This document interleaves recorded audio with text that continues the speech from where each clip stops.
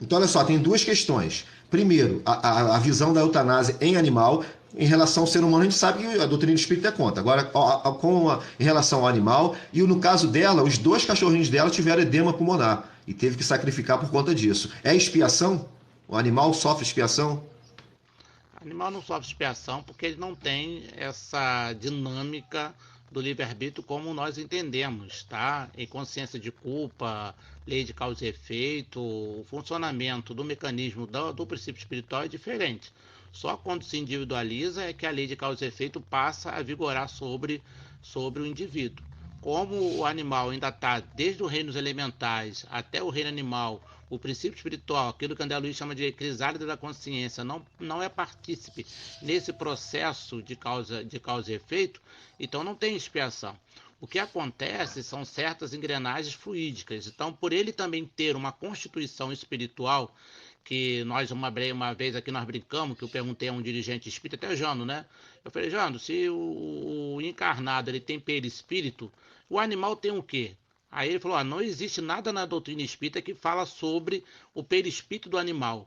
Agora, como ele não é um espírito, ele é um princípio espiritual, então ele tem um periprincípio espiritual. Aí eu achei muito interessante essa sacada do Jano.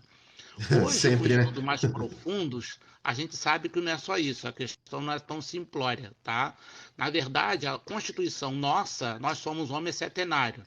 Nós temos o corpo físico, o corpo vital, o corpo astral, é, o corpo mental, o mental superior, o corpo búdico, o corpo átmico. São 7 estruturas. No animal, ele tem 3 estruturas: o corpo físico, o corpo vital e o corpo astral. Esse corpo astral é que se manifesta no plano espiritual. Então, nesse corpo astral, acumula-se energias.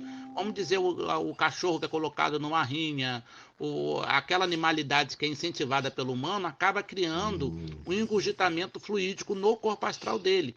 Então, por isso que ele tem que queimar aquelas energias. Mas não é expiação, porque a expiação parte de uma consciência de um erro praticado. Ele não foi um erro praticado, foi um erro da pessoa que colocou aquilo sobre ele.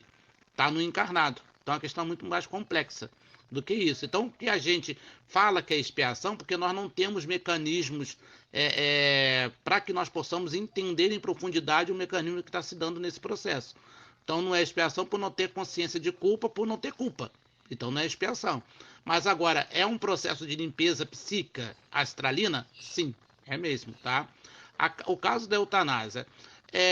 A gente tem que entender que nós, humanos, qual é a ação, qual é a intenção que está por trás da nossa ação. Então, acredito eu tenho certeza, digamos assim, que essa eutanásia que foi feita não foi feita com intenção equivocada. Então, é claro que não tem que a pessoa que autorizou vai ficar com a consciência, tá? Não, como nós aqui já falamos em alhures, quando aconteceu conosco, eu não fiz. Eu optei para não fazer eutanásia, não queria pedir para que Deus decidisse, a espiritualidade decidisse.